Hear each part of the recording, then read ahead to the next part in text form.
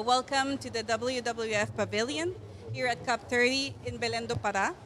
My name is Nadia Ortega. I'm the Regional Coordinator for Climate, Environment and Resilience of the International Federation of the Red Cross and Red Crescent Societies of the Americas.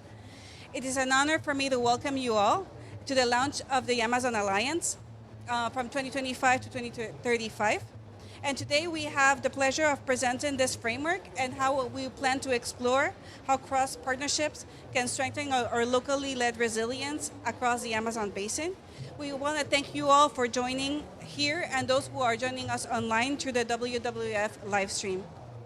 So to start, I would like to please invite our colleagues from Colombian Red Cross and the Brazilian Red Cross to open this event with a shared message of leadership from the Amazon, and the interpretation will be provided by our colleagues from the IFRC. So please, Lina and Skeet, please join us in this opening part.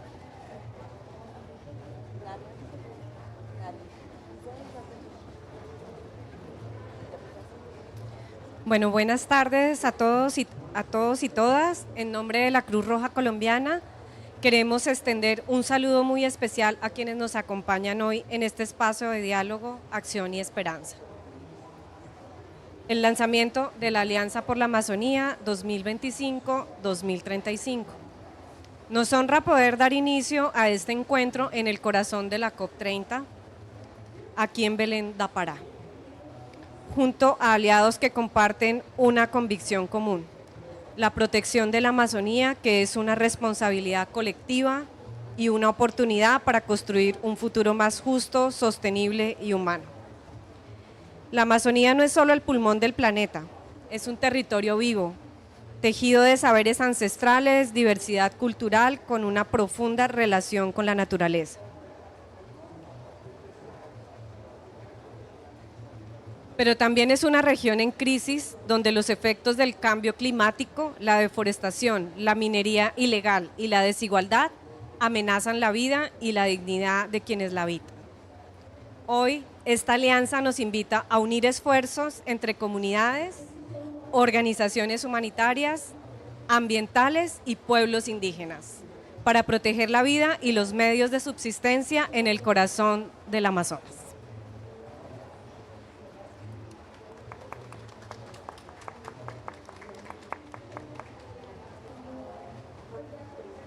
Boa tarde a todos, sejam bem-vindos à nossa cidade de Belém. Como presidente da estadual, agradeço a presença de todos aqui no evento. A Amazônia é um símbolo da diversidade, da força e da independência das pessoas e a natureza, mas também um território que sofre desastres. A intenção... Olá...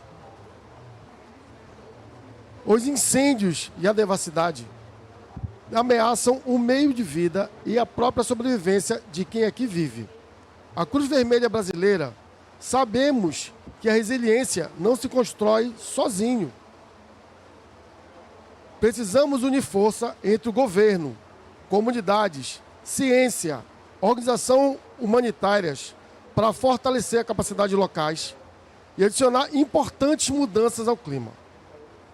A Aliança da Amazônia representa exatamente isso, uma ponte entre o conhecimento tradicional e a ciência moderna, entre a humanidade e o ambiente, e entre o local e o global.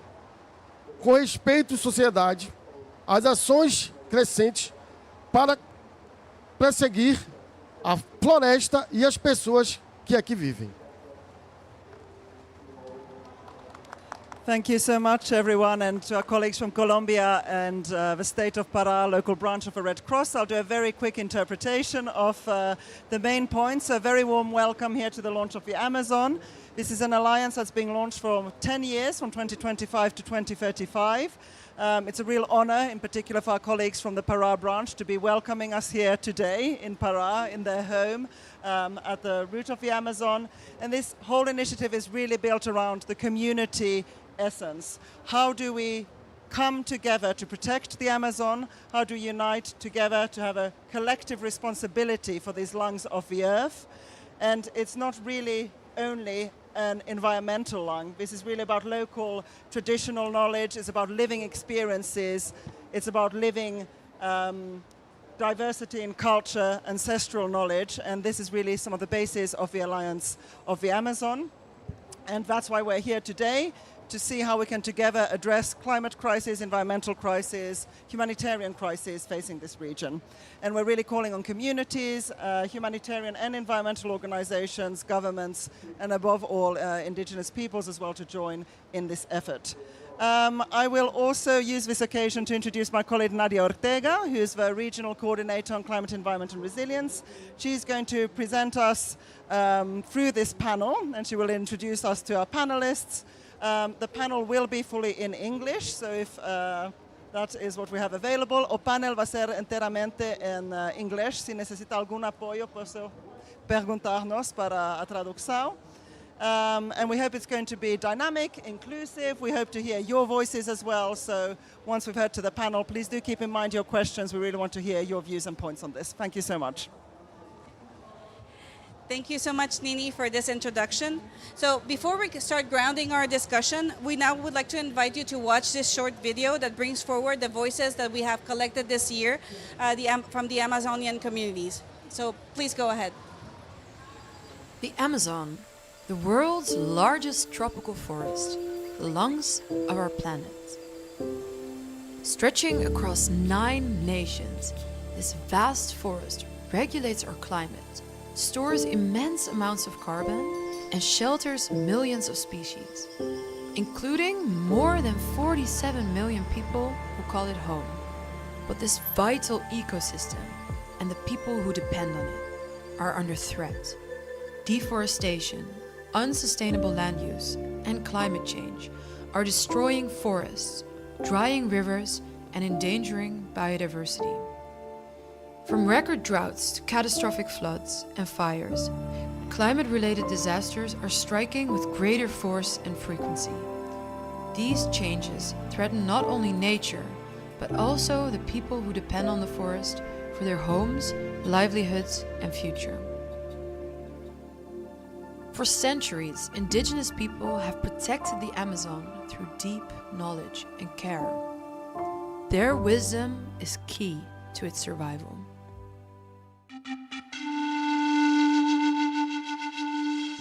Guided by this principle, the International Federation of Red Cross and Red Crescent Societies, National Red Cross Societies, together with the Nature Conservancy and local Amazonian organizations, is launching the Alliance for the Amazon, a 10-year transboundary initiative that unites humanitarian, environmental, and development partners around one goal: to protect the Amazon, its people, and its future.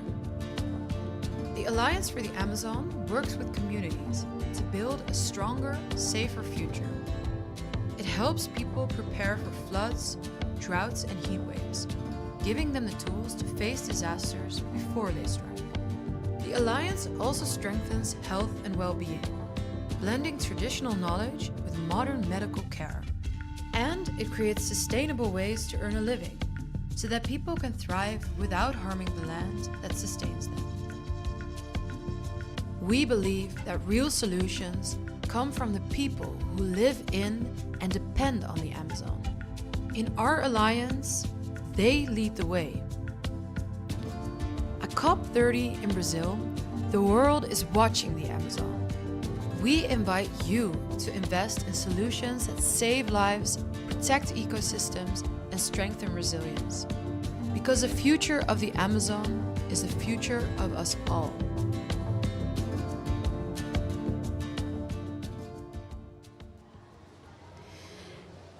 Thank you very much for this message. We now would like to welcome the Organization of Indigenous Peoples of the Colombian Amazon, OPIAC, which with the coordination of the Nature Conservancy is hoping to deliver a call of action for the Amazon. Adelante.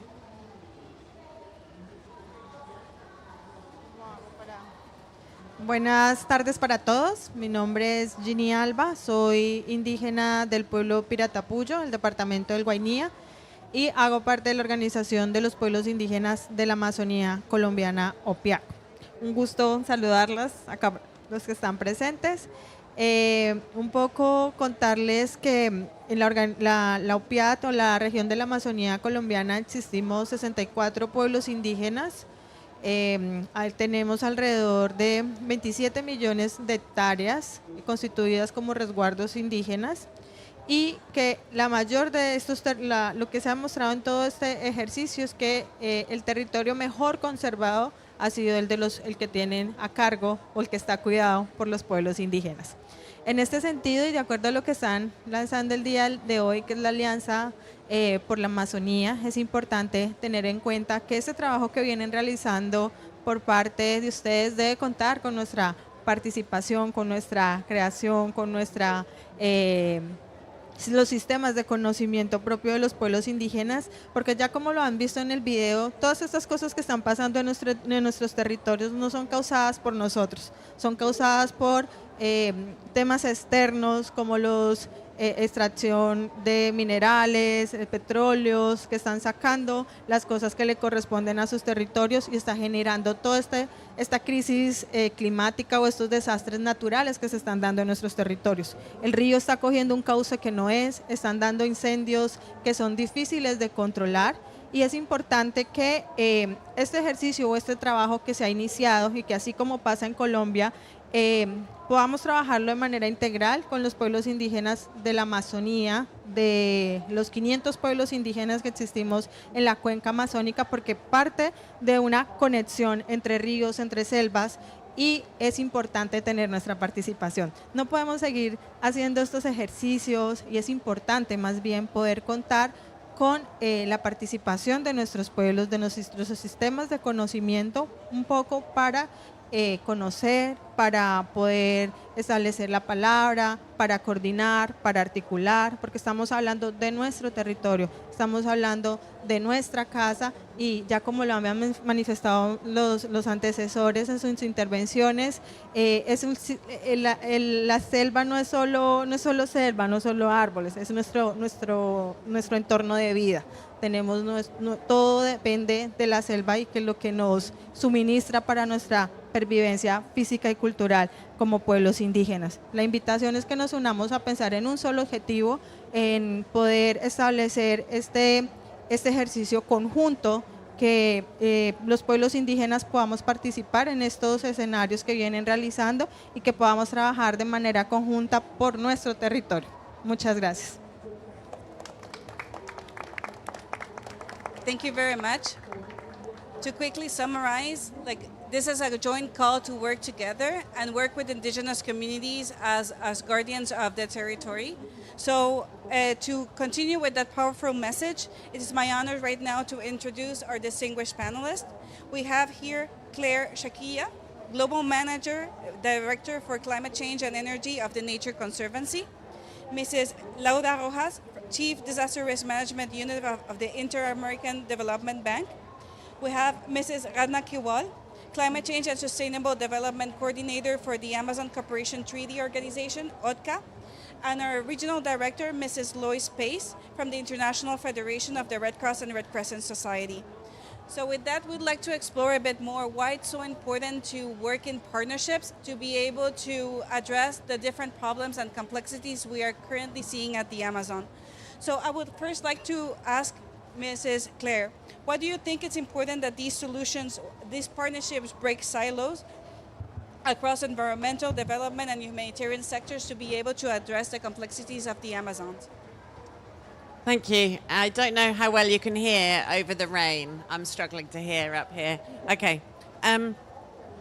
So we know that complex, wicked problems require a lot of different perspectives to come together and to begin to nudge at what the real response will be, to understand what the synergies could be, how we tackle the trade-offs, how we think about different time frames, what makes sense for today, what makes sense for tomorrow, what makes sense for our children.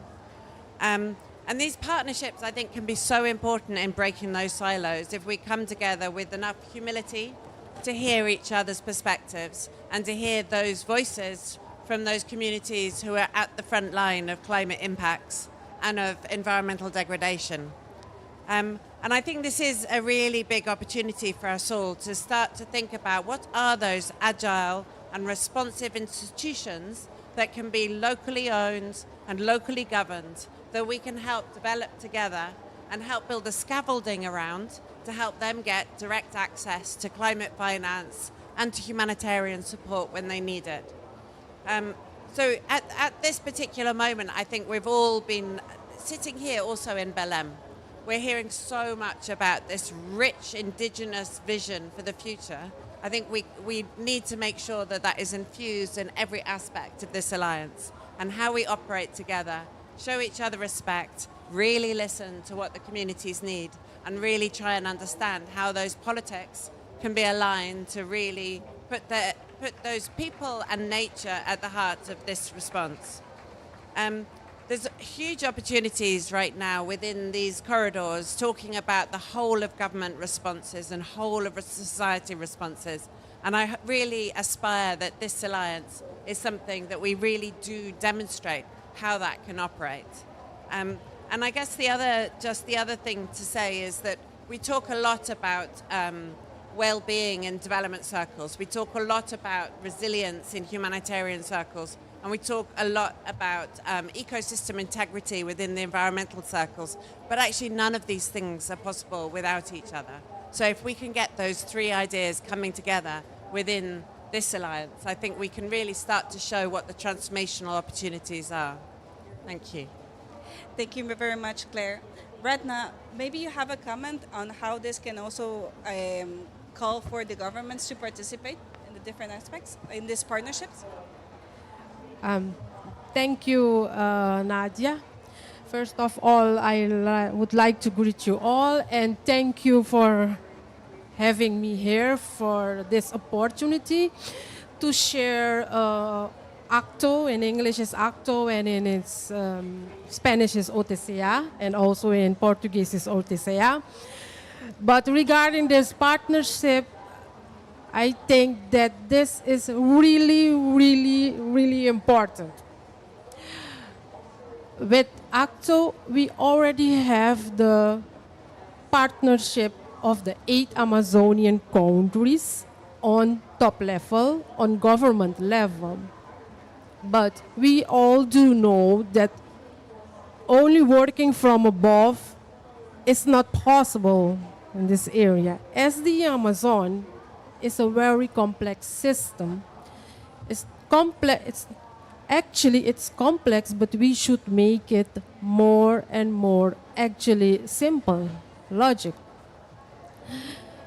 We have a rich biome, but we have also people living in this biome that depend on this biome. And this region is also not important for the persons that living are in this biome, but this region is also important for the whole on global level for everyone. So partnerships is very important on all levels to shake hands, to implement how we should prevent, how we should conserve our region, because disasters, climate-related disasters, don't know transboundaries. They don't know, oh, I should go to Ecuador, for example. No, they don't know. They are beyond transboundaries. And from this point of view, I think also the partnership with the on ground level, actually the people that are living in areas, for example, our indigenous people and also our traditional and local communities. It's very, very important because in the most cases, they are the persons. They are the people that are vulnerable.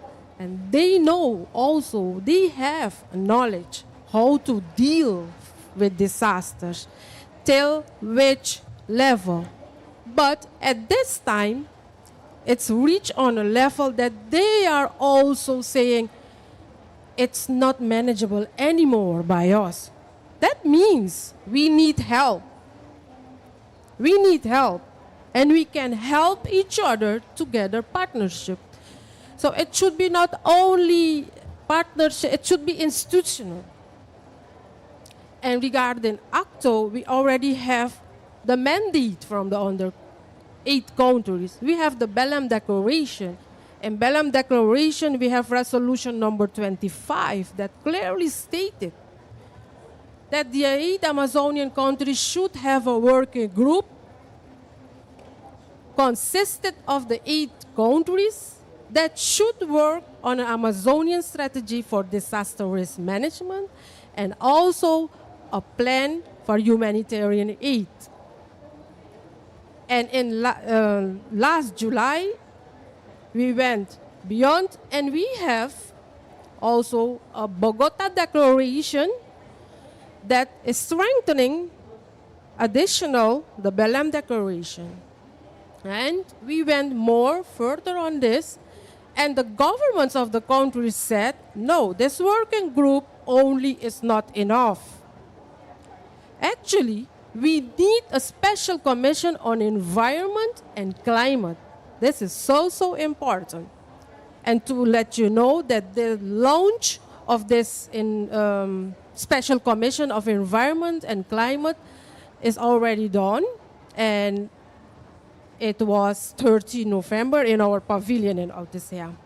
And besides this special commission that will be led by the ministers of environment and climate of the 8 countries, we have a mandate to install the Amazonian networks for meteorological services authorities.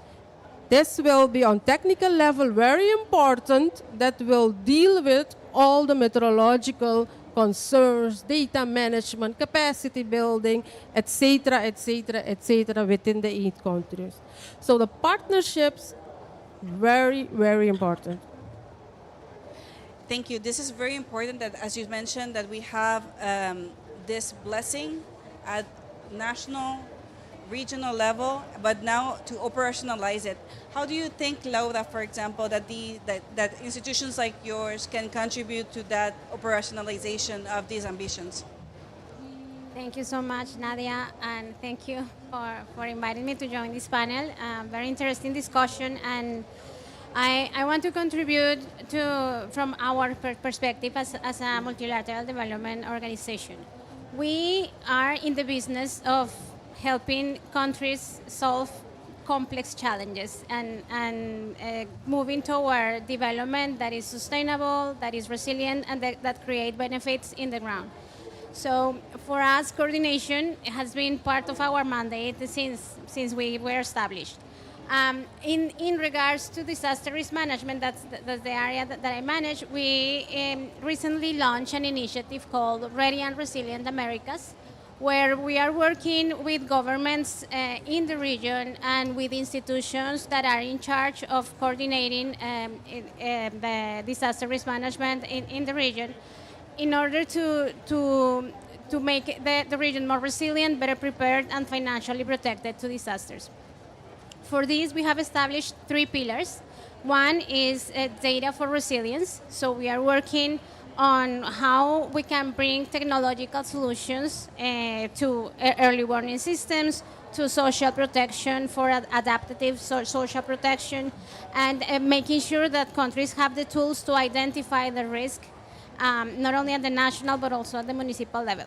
All of this sounds great, but it cannot work if we don't work with the local communities, making sure that they are part of these solutions. Technology alone won't solve these issues. We are also working on an alliance for a coordinated response. Of course, there are many players as you, part of this, and humanitarian assistance is a big part, and we are not trying to get in the middle of something that is already established, but contribute to the coordinating efforts. So basically, in that sense, we want to also bring the private sector and making sure that we can rely on what the private sector can offer as well. And our last pillar under our initiative is financial solutions. And going back to the issue of coordination, we are in the COP right now, and this is the COP of implementation. And we have been for the past several decades developing plans at the national level, trying to make sure that we meet these targets. But we need also financing, and financing, it goes on ministries of finance, making sure that they are budgeting, they are tagging these budgets, making sure that they know where the money is going. But we also need private capital investment and other stakeholders that can contribute to these national plans so they can be implemented. So we are thinking about innovative solutions around resiliency and how we can contribute with countries so they can implement these decisions. All of this sounds great again, but I want to go back to the local issues, because territorial issues don't know borders, and we need to work with the people in the ground. So we are contributing and working with OTCA also on disaster risk management here in the Amazon, in particular on forest fires. There is an Amazonian network that OTCA is managing on integrated management for forest fires.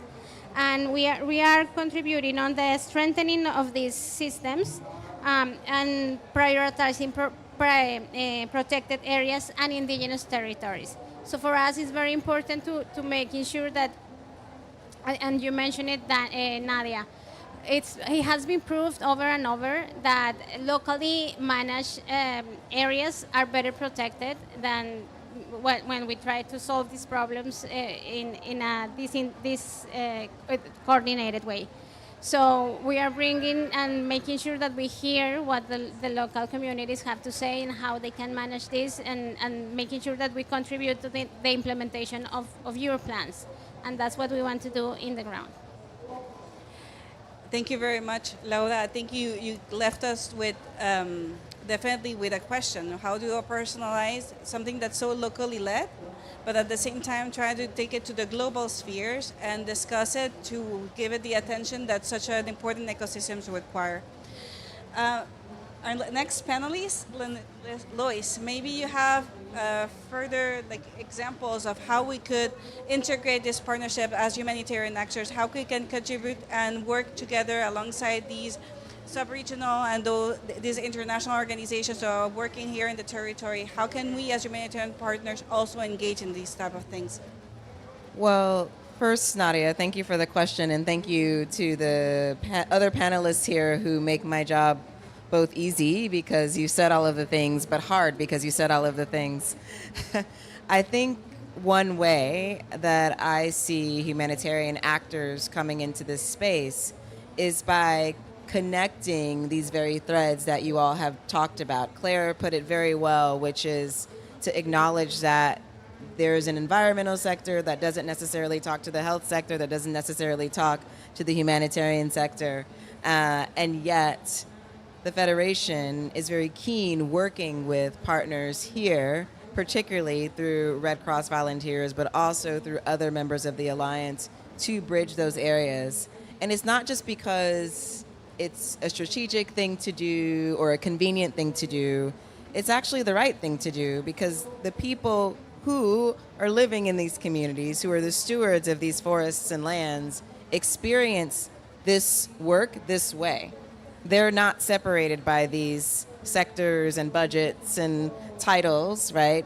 They experience health risks and opportunities the same way they experience those risks and opportunities in the environmental space or in the humanitarian space. So that is fundamentally where we want to be. Now, how do we actually get that done? I think we've seen and we've talked about a few examples even while we've been here in this COP. We talk in our network often about showing up before the disaster. There is a really important comment that came from one of our dialogues for the Amazon Alliance. I believe it was in Leticia, Colombia, where one of the participants said, most of the time, people come when the water's already in the house And it would be very nice and very helpful if we knew that the water was rising in the first place, right? So that's a great testament to early action, obviously, and about the importance of what we call anticipatory action. And there's a whole framework for this. There's a global framework for this in which the Red Cross, but other partners are involved. But the challenge that we find is that there is a very clear plan or discussion taking place at the global level and perhaps even at the national level, but rarely does that framework get applied at a local level. So whether we're talking about how we communicate warnings, how we forecast predictions, how we prepare, that those systems and plans somehow aren't connected to communities, and particularly indigenous communities in the Amazon. So one of the great opportunities that we see, again, meeting and working with members of these communities, is to make or strengthen that connection to ensure that these policies, these processes, these protocols are actionable and really meet people where they are, so they're truly implemented and have the impact that is needed on the ground where people live. Thank you so much. Yes, I think it's really important to do that connection, right? We have these global ambitions, we have these global mandates, ideas, but how do we make them accessible to those that need it most? So in order to do that, Claire, maybe you have any like a comment on what would you ask governments, the delegations that are here right now present at COP, those who are listening to us virtually, what will be your call for these leaders, those decision makers? What will be your ask as TNC to be able to implement just that? Thank you. We're at a strange time, I think, in the COP process, in that the Paris Agreement was made, the rules have been set, there are a few overhanging issues that we're discussing in the corridors and in the negotiation rooms. And both of the areas that are outstanding are areas that are super relevant to this. So first of all, there's the Baku to Belém roadmap that, in fact, I was late for this event because I was at that event. We were looking at what the Circle of Finance Ministers had produced, and it's great, and it's very unspecific, and it's not really thinking about the realities of countries that are poor or the communities that have least access to finance. So actually, how do we really solve those access issues that are not being solved at the moment in those meetings?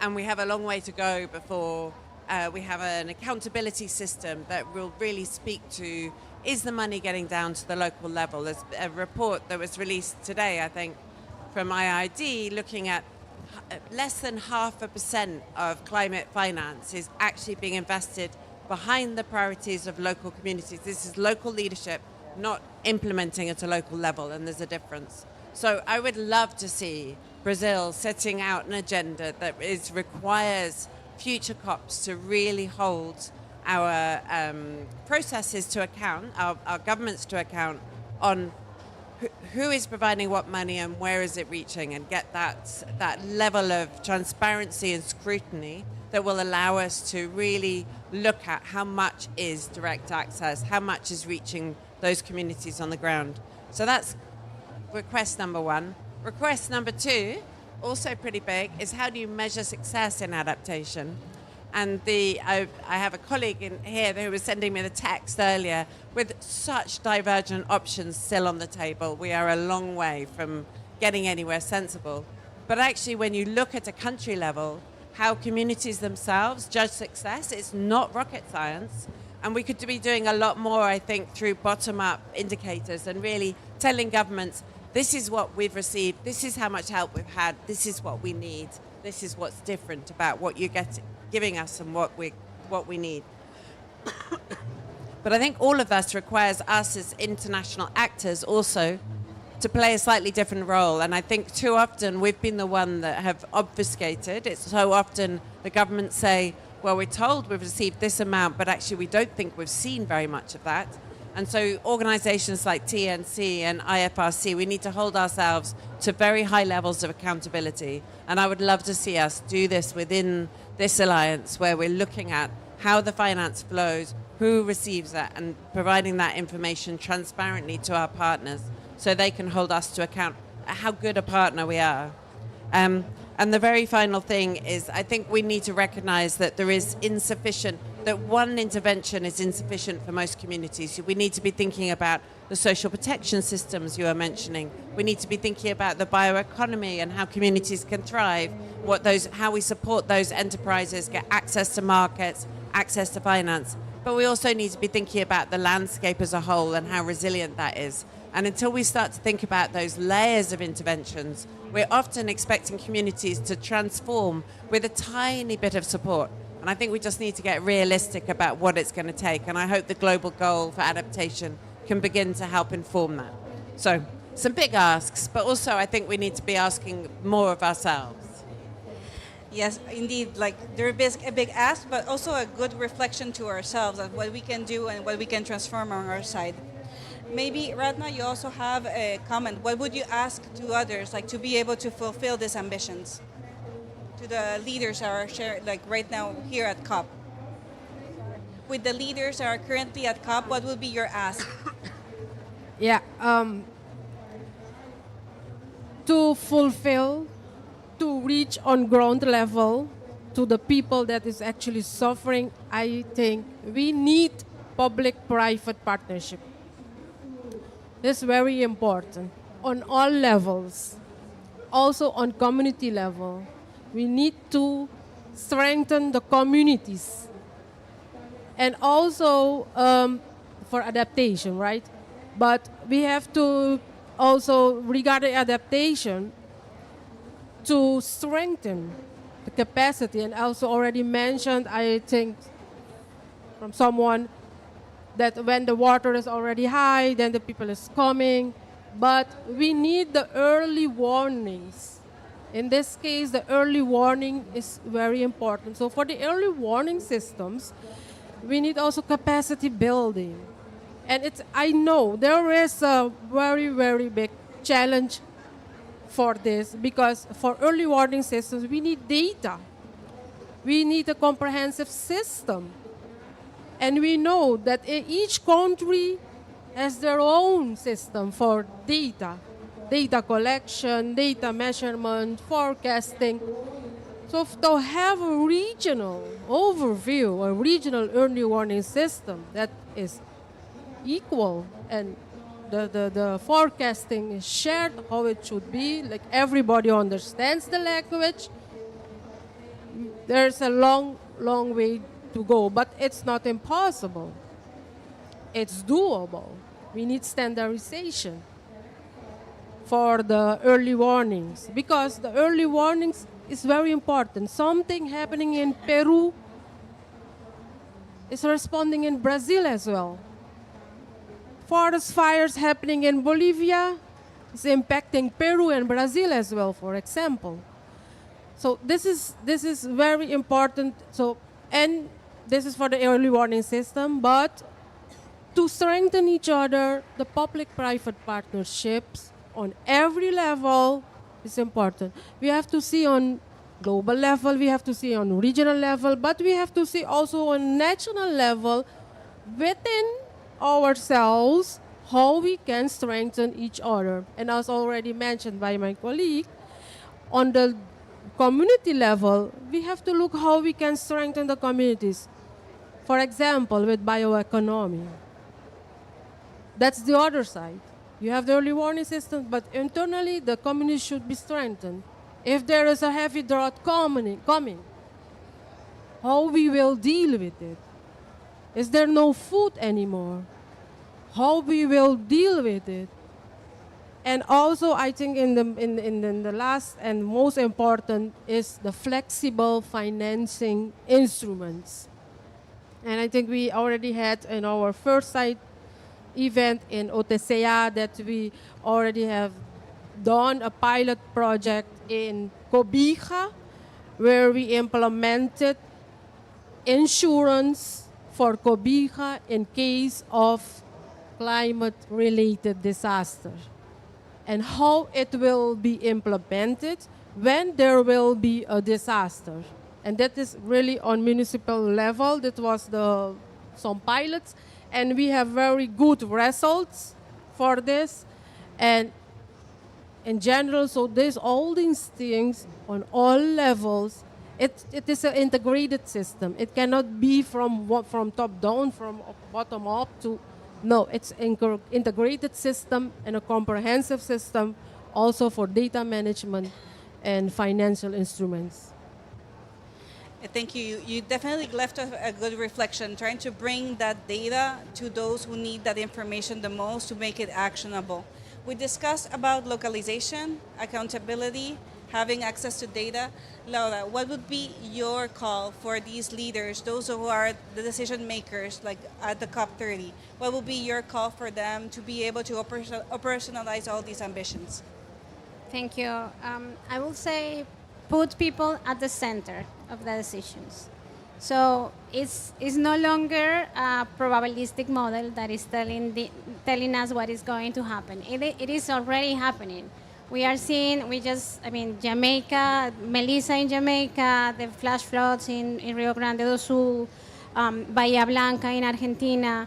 We've seen it month after month. We are trying to face the reality and the fact that these risks are being exacerbated and we need to act fast. So putting people at the center give us an opportunity to build on the resilience that we need to create around these hazards. And I will also say, building on that is not just talking about dollar amount and climate finance or adaptation finance. Many of these solutions can be done through protecting and restoring nature and working with local communities.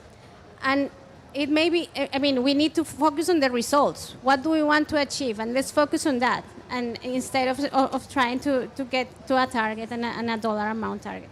And I'm talking, it's not only for the governments, this is something as a reflection on MDBs as well. And yes, I mentioned nature. I think it's not a discussion only on emissions, it's a discussion also on nature because, and you mentioned it too, many of these solutions happen when we incorporate nature in that people vision. We need nature and we depend on it. So when we try to communicate that and making sure that is part of our objective, I think we're going to create better results. Thank you. Thank you very much. That's definitely a good reflection, involving nature, but at the same time keeping everything centered, the community-led approach. Lois, on your side, what will be your call as humanitarian to all these partners that are joining us at COP30? Well, all of the above, for sure. Everyone, again, has said what needs to be said, whether it's around information, investment, inclusion, integration. These are all priorities for governments, for leaders in these halls and rooms to take back and ensure are improved at a local level, the most local level. So I think instead of repeating what others have said, I will actually invite governments and others to join us. You know, we've launched this alliance, and great credit to the partners that have been involved as sort of founding members, if you will. But this is an open invitation for others to engage with us in this work in ensuring that we are advancing these very priorities that people have outlined. We have a pretty lofty goal as set by the partners, by these communities, to really improve these metrics, these locally defined outcomes over the next decade. This is not a year or 2 year project. This is something that we believe will take time to accomplish because of the task at hand. And we know that we need more than just those of us on this stage at the table to do it. So my main call to action for leaders here and frankly anyone anywhere is to be a part of this effort knowing how urgent it is, knowing how important it is, knowing how much impact we can have if we do come together in this way. Thank you. And with this open invitation as well to join, obviously, the Alliance, we would also like to open the floor in case there's any question or any remarks you would like to share, those who are with us, maybe to our distinguished panelists. So just leaving the mic open for a brave someone there. Hi, my name is Marcia Toledo, and I work for the Climate Champions. I'm extremely happy and impressed by how it's advancing the Alliance for the Amazon. Exactly what we need. This is the cup of implementation, and the work of the champions is actually to recognize non-state actors that are getting together with clear vision in regards of the opportunities to accelerate solutions, in this case nature, addressing risk resilience, and build opportunities for adaptation and response measures, but especially putting people at the center. I've recognized in your press release that you have a target to mobilize in regards to finance. Great would be to also help connect with other actors that are, let's say, having similar goals so that there is more cross-fertilization and opportunities to, let's say, join forces. But as well, in regards of people, is how you are going to be able to track progress, because that's a massive opportunities to keep helping shape the science and the way of informing and showcase the evidence that nature-based solutions have, let's say, opportunities to showcase the impacts on people, on the communities, and also on the local economies. So very impressed by this opportunity and very much looking forward to help elevate and connect with the rest of the ecosystem. So happy as well for your opportunity. Thank you very much. I don't know if someone would like to reply the message. Well, I'm not sure if I'm having trouble hearing, but I think you mentioned how are we going to measure results? And I perhaps going a little one step back, I believe that it is also important when we are talking about nature-based solutions and in general nature restoration for this purpose. Making sure that we can price what happens with nature and without nature. So doing that exercise, and I don't know, it sounds sometimes harsh. Are we going value nature? It's very, I mean, there is an intrinsic value in nature, but also making sure that we can tell and communicate.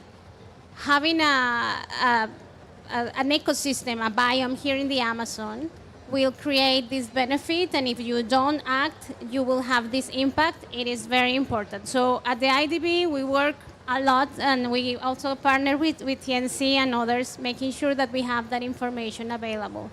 And especially in the Amazon, as well as the alliance that you are creating, we also have a regional program called Amazon Forever, that aims at working on these issues. So, for instance, bioeconomy is a big aspect on what we should focus on the Amazon, making sure that the local knowledge and the local knowledge on nature in particular, is bringing value to what we want to achieve as development goals in the region. Thank you. Yes, without a doubt, like sharing information through these alliances definitely gives us the floor to allow us to understand each other better and try to generate impact working together. I don't know if there's any final remarks from your side that you would like to share with the audience. I'm opening the floor right now to all of you.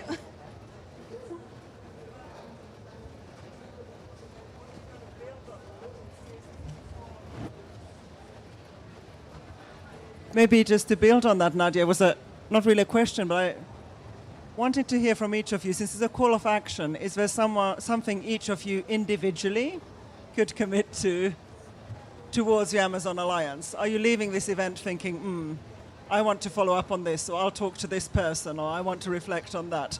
If you don't have, that's fine, but I just wanted to manage that as action for my wonderful panelists.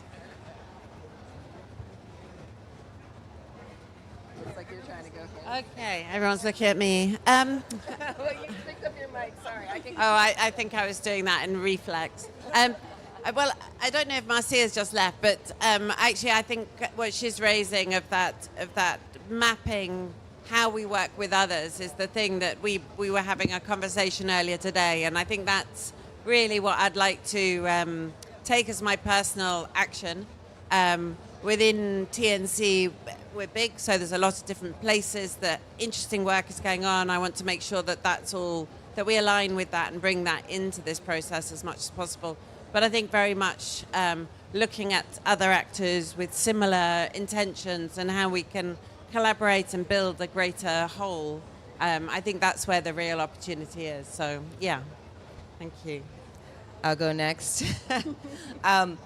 You know, there was a lot of conversation about financing on the panel as well, and I appreciated that Ratna from Orca touched on their insurance program for the Amazon. We have an insurance scheme too, and I'm going back thinking about how we can more firmly link this work with this trend around ensuring risk, recognizing that we still need to build resilience and prevent disasters, right? It's not a substitute, but certainly there's an opportunity to complement the work around adaptation with this level of financial preparation. So that's my takeaway.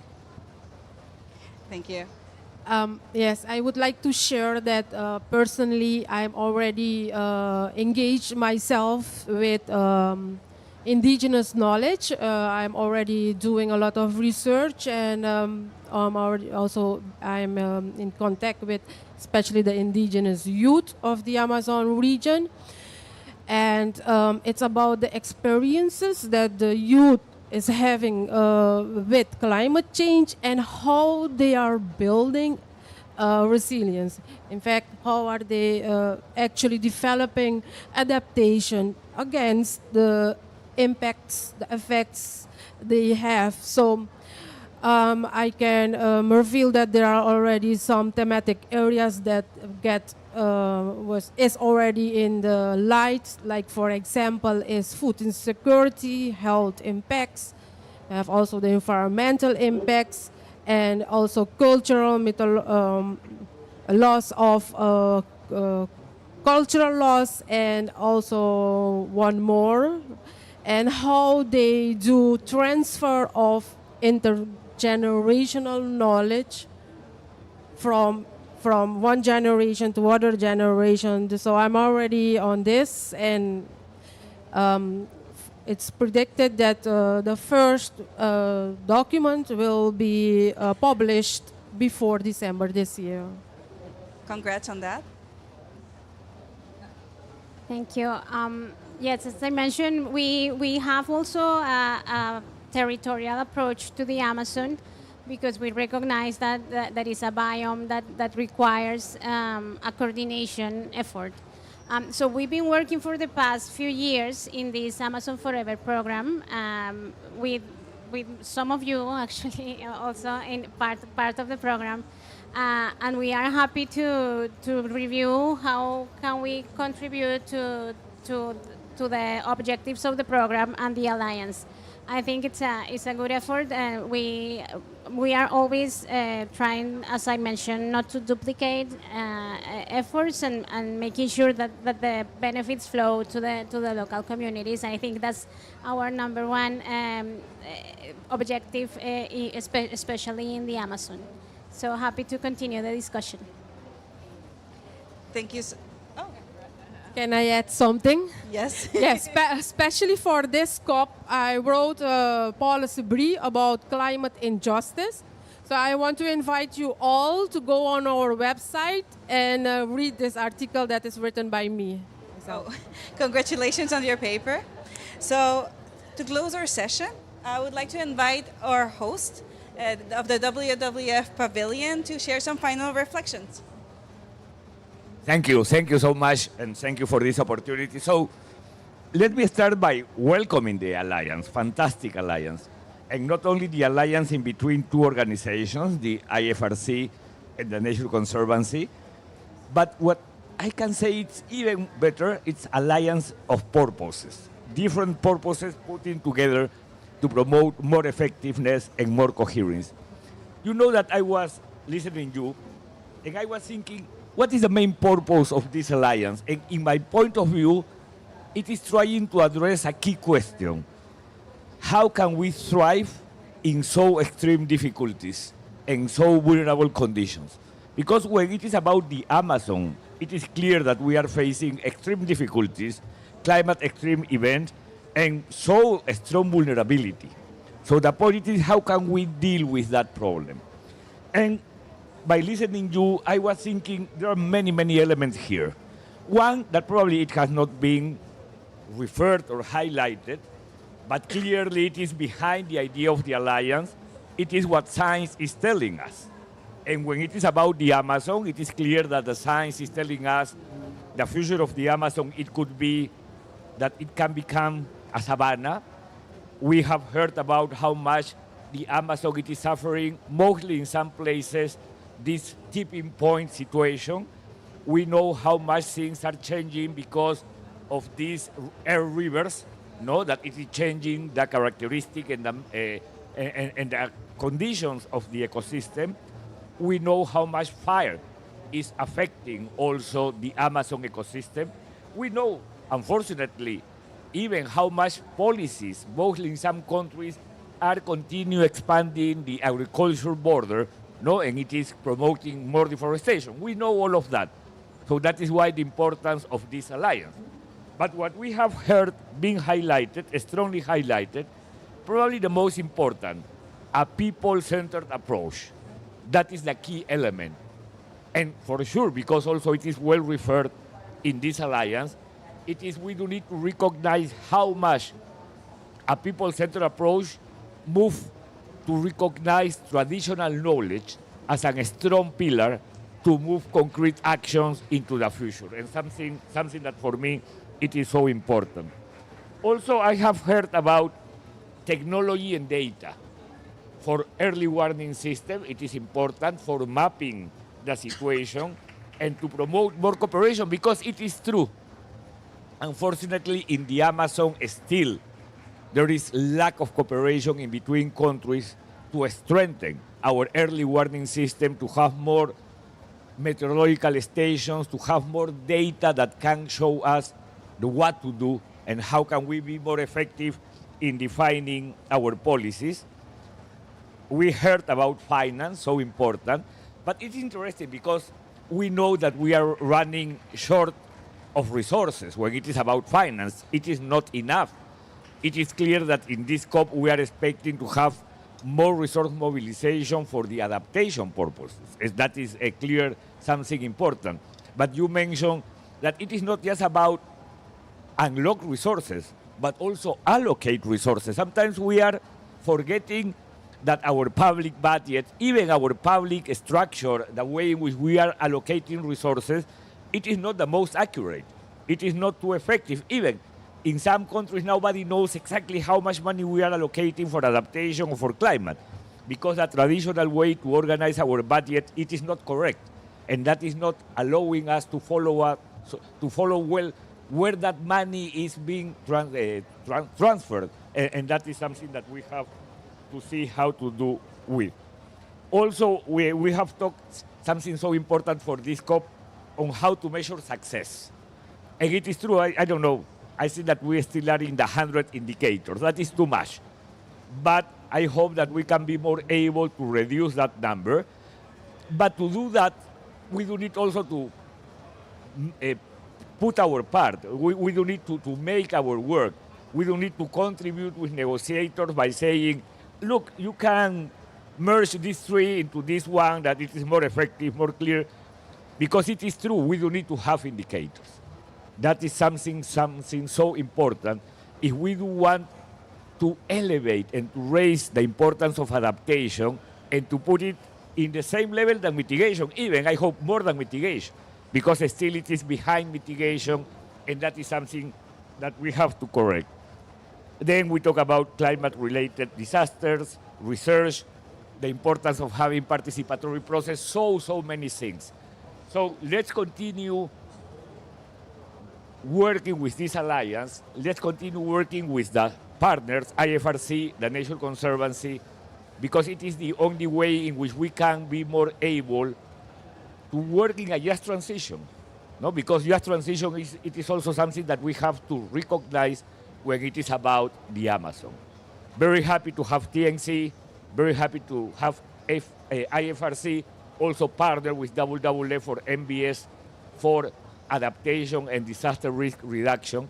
I don't know why I feel so safe when I see these guys, no, of the Red Cross, no, joining us. It's always fantastic. They have a strong recognition of all what they work to protect people. So we are now out of time. Thank you for your participation. And look, fantastic set of fantastic women. That is fantastic. Thank you so much. Thank you very much. On behalf of the IFRC, of the International Federation of the Red Cross and Red Crescent Societies and the Nature Conservancy, and all of our partners, the present and future partners of the Alliance for the Amazon, we want to thank you all today for joining us, and we invite you to stay connected. So thank you very much for everything. Have a great one.